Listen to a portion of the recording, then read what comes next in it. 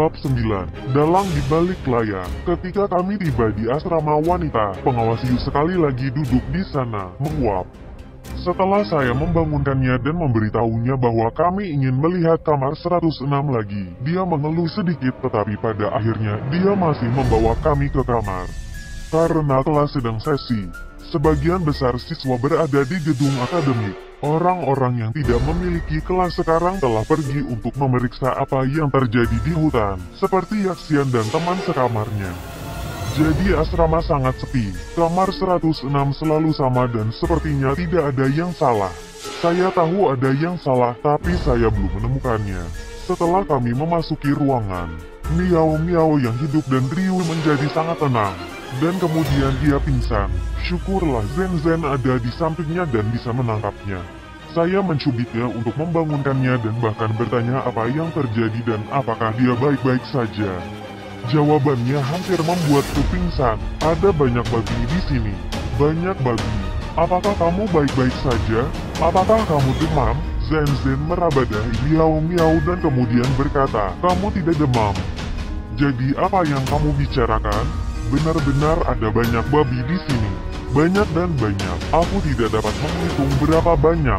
Ada juga banyak orang. Beberapa puluh dari mereka. Miao tampak tidak benar dalam pikirannya. Matanya sedikit berkaca-kaca. Pidatonya agak ambigu. Meskipun kami hampir tidak bisa mendengarnya. Mereka sepertinya ingin memberitahuku, meskipun Miao sepertinya mengatakan hal yang tidak masuk akal. Tetapi instingku mengatakan padaku bahwa kata-katanya akan memberi kita beberapa petunjuk. Jadi saya bertanya, apa yang mereka katakan kepadamu? Suara mereka sangat pelan, mereka semua berputar-putar di sekitar sana. Miao tampak sangat lelah. Sepertinya butuh banyak usaha baginya untuk mengangkat tangannya dan menunjuk ke sudut. Ada sebuah kotak besar di sudut itu, berisi raket bulu tangkis yang rusak. Tidak ada yang aneh tentang itu. Saya melihat-lihat dan kemudian berbalik untuk melihat Miao dengan kebingungan, mulai curiga bahwa mungkin dia benar-benar berbicara omong kosong. Jarinya menunjuk ke bawah ke lantai di bawah kotak dan berkata dengan lemah, di bawah. Aku menyingkirkan kotak itu, lantainya lebih bersih dan tidak tertutup abu. Tapi itu karena sebuah kotak telah diletakkan di sana, jadi tidak ada yang aneh tentang itu. Tapi Miao terus menunjuk ke lantai, mengulangi, di bawah. Di bawah, saya mengetuk dengan lembut ke lantai dan menyadari bahwa suaranya sangat renyah, yang membuat saya ingin menariknya. Saya pikir saya harus berusaha keras. Tetapi setelah menggeser kunci ke bawah, papan lantai langsung keluar. Setelah saya mengeluarkan papan lantai, lubang selebar 30 cm muncul, bagian bawahnya tidak terlihat.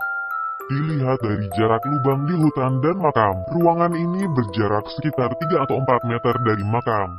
Di mana keduanya terhubung, aku melihat ke arah supervisor Yu yang tanpa sadar menghindari tatapanku. Dia tergagap, mengapa kamu menatapku? Saya tidak tahu mengapa ada lubang di sini. Supervisor Yu jelas memiliki hati nurani yang bersalah, tetapi menemukan lubang di asrama tidak membuktikan apa-apa. Untungnya, omong kosong, Miao mengarahkan saya ke kotak lain. Dia menunjuk ke kotak yang sangat tidak mencolok dan berkata, bola basket. Mereka semua mengitari bola basket. Zen sebelumnya telah melewati kotak yang ditunjuk Miao. Itu diisi dengan banyak bola basket tua. Saya menuangkan bola basket ke dalam dan melirik supervisor Yu. Kulitnya sangat buruk saat keringat mulai keluar dari dahinya. Tidak ada yang aneh dengan bola basket di bagian atas kotak. Mereka sudah tua dan usang. Tetapi ketika saya mengeluarkan bola basket yang jelas retak dari bawah, saya langsung merasa itu aneh. Bola basket tua ini jauh lebih berat daripada yang lain. Jelas ada sesuatu yang dijajalkan di dalam bola ini. Saya meraih ke dalam dan ada kantong plastik dari apa yang tampak seperti kulit kacang atau sesuatu. Saya mengeluarkan seluruh tas. Tetapi bahkan sebelum saya melihat dengan jelas apa yang ada di dalamnya, supervisor Yu berteriak dengan gugup, bukan saya. Saya tidak menaruhnya di sana. Dia sangat gugup karena saya mengeluarkan sekantong biji popi dari bola basket, sekitar 500 gram. Saya akhirnya menyadari mengapa makanan restorannya sangat istimewa dan mengapa hal itu membuat orang-orang kecanduan. Itu karena mereka menambahkan bubuk biji popi yang membuat ketagihan. Semakin Anda mencoba menyembunyikannya, semakin jelas itu.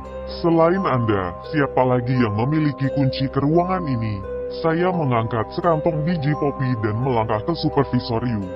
Saya mengatakan kepadanya dengan serius, memiliki narkoba bukanlah pelanggaran kecil. Jumlah biji popi ini cukup untuk membuat Anda menjauh selama setengah hidup.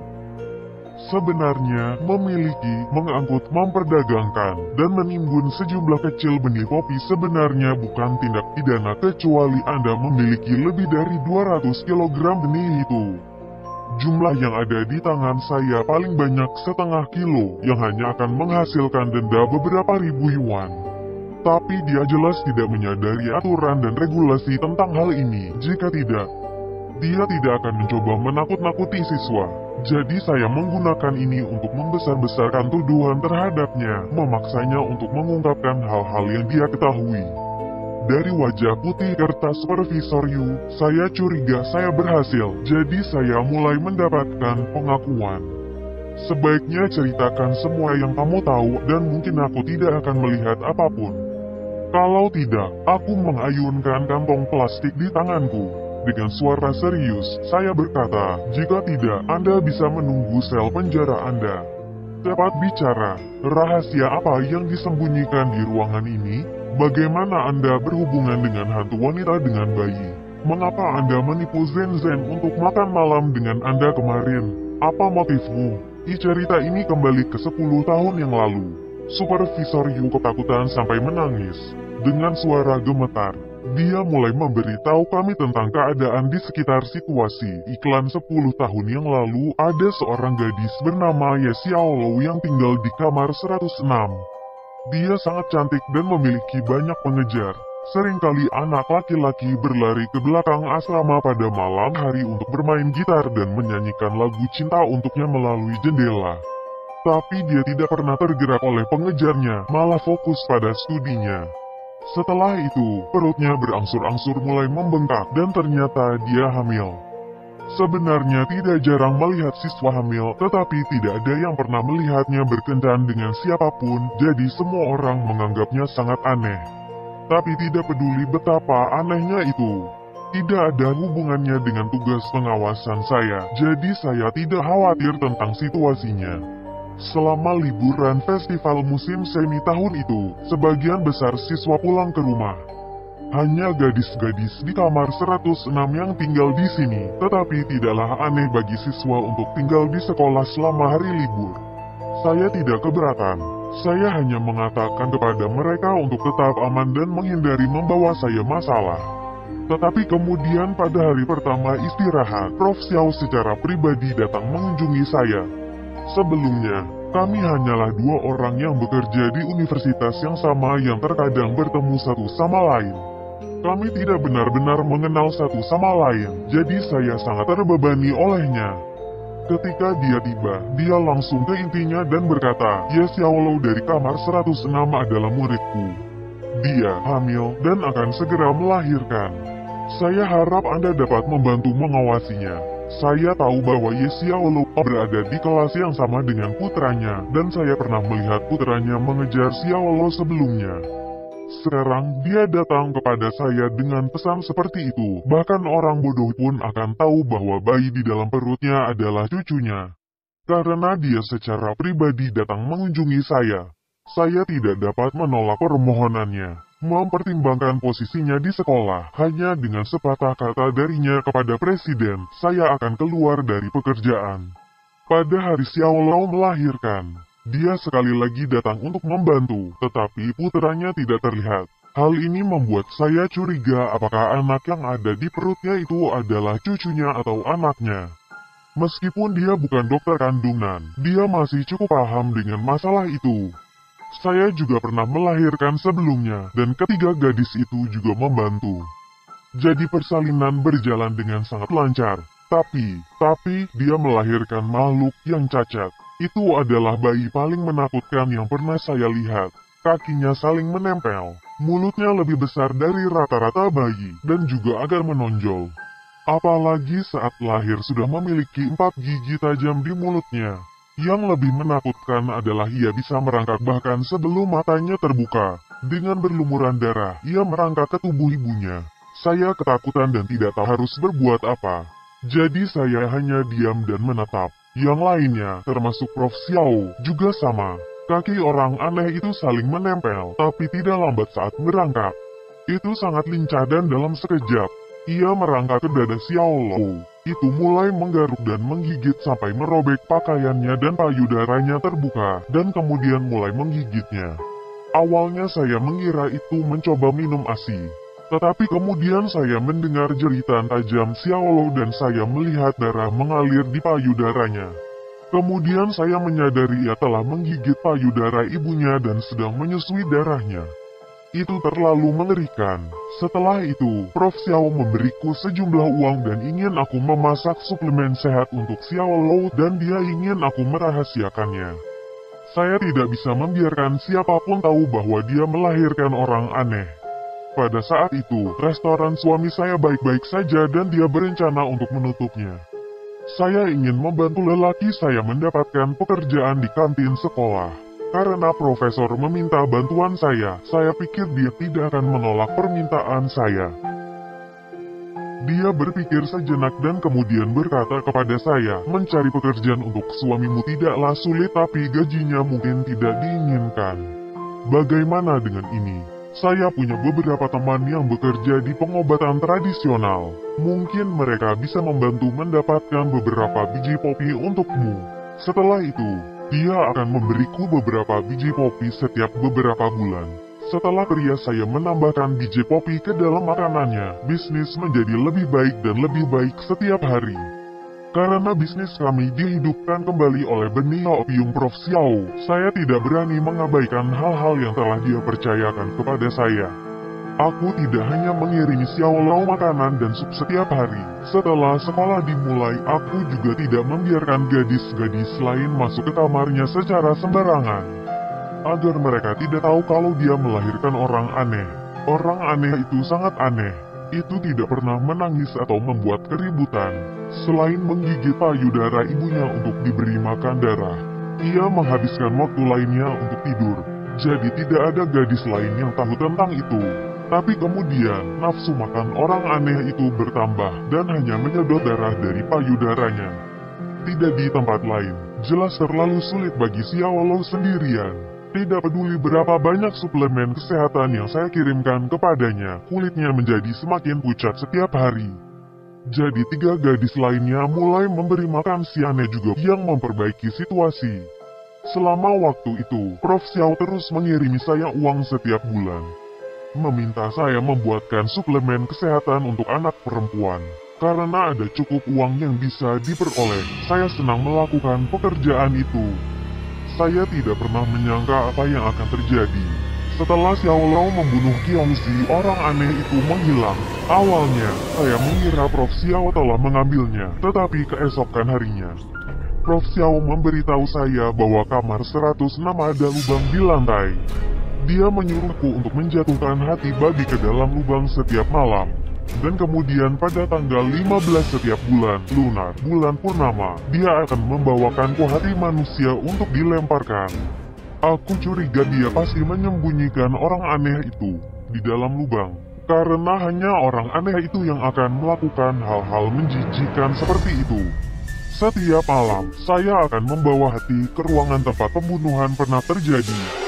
Itu bukanlah sesuatu yang indah. Dan terkadang saya harus membawa dalam hati manusia. Saya khawatir gadis-gadis di asrama akan mengetahui situasinya. Secara kebetulan, saat itulah rumor mulai beredar tentang hantu wanita di hutan kamper. Jadi, setiap malam ketika saya pergi untuk melahirkan hati babi, saya akan berganti pakaian putih dan mengacak-acak rambut saya. Menakut-nakuti para gadis sehingga mereka tidak berani keluar. Iklan setelah mendengarkan akun Supervisor Yu, saya berkata karena semua orang curiga ada hantu di sini. Jika Anda menyembunyikan biji opium di sini, tidak ada yang akan menemukannya. Ini, Prof. Xiao memberikannya padaku. Saya tidak tahu tentang itu. Supervisor Yu menghindari maksud saya. Anda benar-benar tidak tahu tentang itu? Saya memasang nada serius dan berkata, jika Anda tidak tahu bahwa biji popi adalah bahan ilegal, apakah Anda perlu menyembunyikannya? Saya tidak tahu. Saya benar-benar tidak tahu. Supervisor Yu mulai menangis. Zen mengelototiku, seolah-olah aku menggunakan metode yang menghebohkan untuk menindas wanita tua ini. Aku mengangkat bahu dan tersenyum tak berdaya padanya. Kemudian saya kembali ke Supervisor Yu dan melanjutkan intimidasi saya. Kalau begitu, setidaknya kau harus tahu tentang tadi malam. Mengapa Anda menipu Zen agar meninggalkan sekolah? Apakah Anda bekerja sama dengan hantu perempuan? Anda pasti tahu bahwa pembunuhan bisa dihukum dengan eksekusi oleh regu tembak. Saya tidak terlibat. Saya tidak ada hubungannya dengan hantu wanita apapun. Saya tidak membunuh siapapun. Supervisor Yu terus melambaikan tangannya dengan panik. Lalu mengapa Anda mengundang Zen ke restoran Anda? Aku membentak. Aku akan membuat Supervisor Yu ketakutan dan dia mulai gemetar. Dia tergagap. Prof Xiao yang menyuruhku melakukannya. Tadi malam, dia menelepon saya dan menyuruh saya untuk mencari petugas wanita yang kasus hantu wanita. Lalu aku harus membawanya ke restoran dan memastikan dia tidak kembali sebelum jam 11. Dia bahkan menyebutkan bahwa saya harus membawanya ke kamar pribadi. Mengapa kamar pribadi? Saya bertanya. Mungkin karena dinding kamar kedap suara. Sebagian besar ponsel tidak mendapatkan sinyal di dalam. Jadi itu dia. Bahkan jika Zen membawa ponselnya bersamanya, saya mungkin tidak akan bisa menghubunginya. Penilaian Prof Xiao lawan yang mudah. Dia mungkin menemukan bahwa Sueking sedang mengawasinya, jadi dia menyuruh Supervisor Yu mengalihkan Zen dan kemudian membawa Sueking dan saya ke hutan. Kemudian dia memanggil hantu wanita itu untuk menyerang kami. Dengan situasi saat ini, dalang di balik layar akan segera muncul. Saya masih harus bertanya kepada Supervisor Yu. Apakah dua gadis lainnya dari kamar 106, Xia Yulan dan Yue Yingqing, masih bekerja di Universitas Kedokteran? Ya, tapi mereka telah mengganti nama mereka. Administrator perpustakaan, Pan Qiuxia, adalah Xia Yulan, dan asisten Prof Xiao, Zheng Qianyi, adalah Yue Yingqing. Supervisor Yu baru saja mengungkapkan semua yang ingin saya ketahui. Dengan bantuan polisi yang memblokir hutan, saya meminta pengawas Yu diantar ke kantor polisi untuk membuat pernyataan terperinci. Dia akan mengungkap semua kecurigaan saya, dan sekarang kasusnya tampak sangat jelas. 10 tahun yang lalu, Prof Xiao menjalin hubungan dengan muridnya, Ye Xiaolao, yang mengakibatkan dia melahirkan orang aneh. Mungkin karena dia menderita depresi pasca persalinan, dia membunuh teman sekamarnya, Qin Qiongzi. Untuk menghindari skandal publik, Prof Xiao menyembunyikan orang aneh itu di bawah kedalaman kamar 106 dan meminta pengawas Yu memberinya makan. Namun, karena orang aneh itu harus memakan jantung manusia, dia akan mencuri jantung dari tubuh di rumah sakit setelah otopsi mereka dilakukan. Jika tidak ada cukup mayat di Universitas Kedokteran, dia akan menyuruh putranya melakukan kejahatan dan mencuri hati dari kamar mayat rumah sakit umum.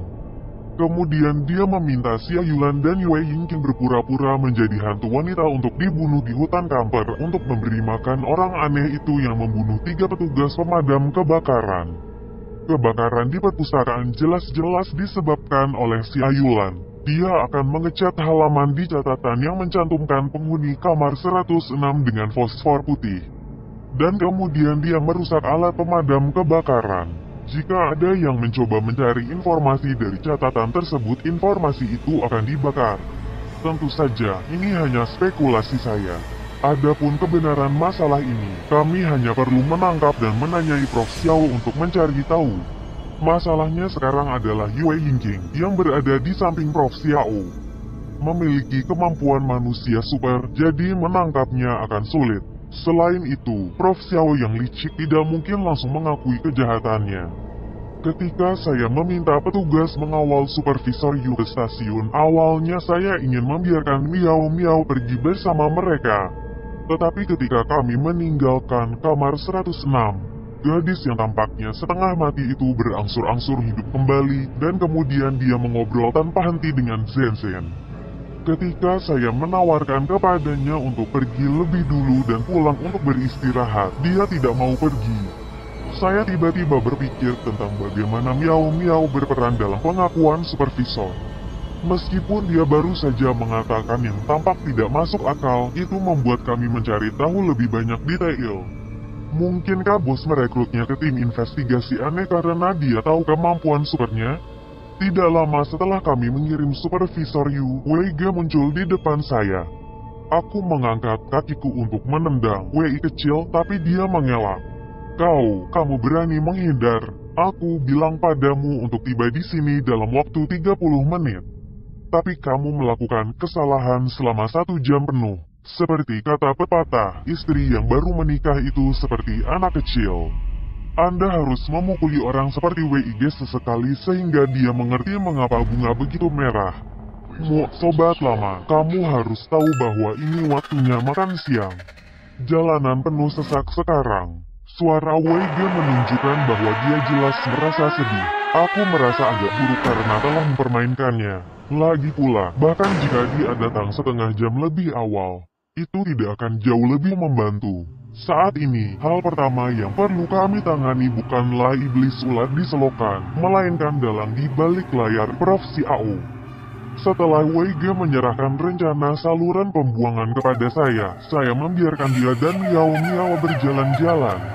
Bagaimanapun, mereka saat ini tidak perlu berada di sini. Mereka hanya perlu memastikan untuk tetap berhubungan. Kemudian Zen dan saya bersiap untuk mengundang Prof. Xiao dan rekannya kembali ke kantor polisi untuk diinterogasi. Saat itu, suara tembakan yang tajam terdengar di seluruh kampus. Saya tahu bahwa sesuatu telah terjadi lagi. Dan memang, Sui Qing menelepon saya dengan berita yang mengejutkan. Prof. Xiao sudah mati.